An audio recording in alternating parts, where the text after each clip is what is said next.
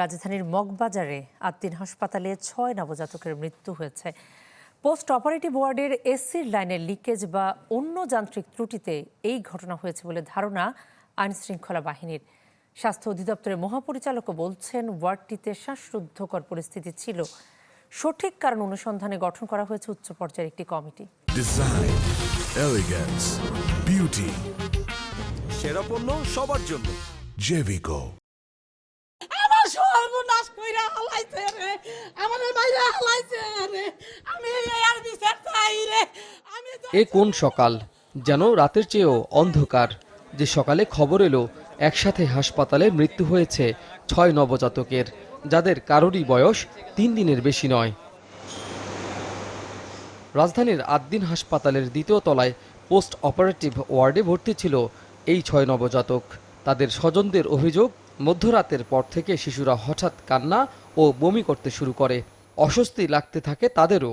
তারা ধারণা করেন এসির লিকেজ থেকে হয়েছে। বিষয়টি হাসপাতাল কর্তৃপক্ষকে জানালেও খুব একটা গুরুত্ব দেয়া হয়নি। ভোরের দিকে অবস্থার অবনতি হতে থাকে নবজাতকদের। মারা যায় 6 জন। আমার নাতিন দেখবার দিল না, আমার নাতিন আমার দেখবার দেয় না, বাই করে দিলাম। রাতে একটা বেড ডাক্তার ছিল না, একটা সিস্টার ছিল না। রাতে তার বাচ্চাগুলো বেবাক বাচ্চাগুলো গরম করে চিৎকার পাচ্ছে। আমি আমার ফুলাকে কি জবাব দিব? আপনারা কি ভিডিও করেন? আমার তো শেষ করে আলাইছে। আমার তো বাইরেও গেছে, ময়রাও গেছে, আমার বাইরেও গেছে। সারা রাত বাচ্চারা সব একসাথে কান্না করছে, সবগুলা বাচ্চা।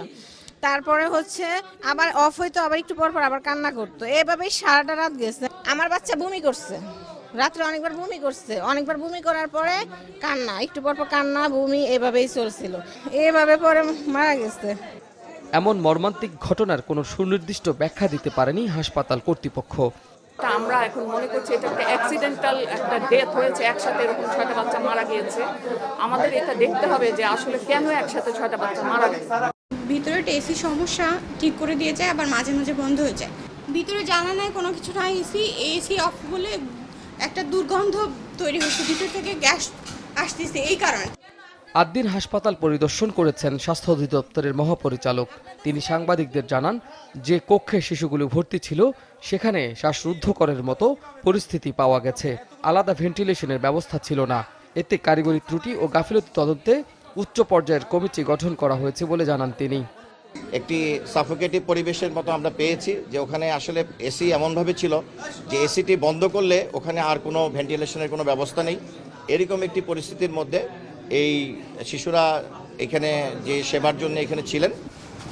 এসিটার ফিটনেস কতটুকু আছে? এই বালতি থেকে কিন্তু পানি ছুঁয়ে পুরো মেঝে ছড়িয়ে যাচ্ছে। এখানে ইলেকট্রিক বিভিন্ন সরঞ্জাম লাইন রয়েছে। আসলে হাসপাতালটির এই পরিবেশ পরিস্থিতি বা চিকিৎসার মান নিয়েও তারা প্রশ্ন তুলছেন। তারা বলছেন যে তারা জানলে এইভাবেই হাসপাতালটিতে আসতেন না। যে পরিবারগুলো নতুন অতিথিকে নিয়ে হাসি মুখে বাড়ি ফেরার অপেক্ষায় ছিল, আজ তাদের ফিরতে হবে সন্তানদের নিথর দেহ নিয়ে। এই ক্ষতের কোনো উপশম হয় না। এই রুমটা হলো একবার পুরো গ্যাস জাতীয়, আপনি আইসা দেখছেন পুরো গ্যাস হয়ে রয়েছে। এখানে কোনো সুস্থ মানুষ থাকতে পারবে না। এই বাচ্চা অবস্থা ভালো না, উপরে আইসিউতে নিতে হবে। পরে আমি সাথে আইসা উপরে দৌড়ায় লয়ে গেছি আইসিউতে নেওয়ার পর আমাদের বাচ্চা তারা জীবিত দিতে পারলো না। স্বজনদের দাবি, সঠিক তদন্তের মাধ্যমে বেরিয়ে আসুক কার গাফিলতিতে এমন শোকের সাগরে ভাসতে হলো তাদের। কাজী ফয়সাল, চ্যানেল 24, ঢাকা।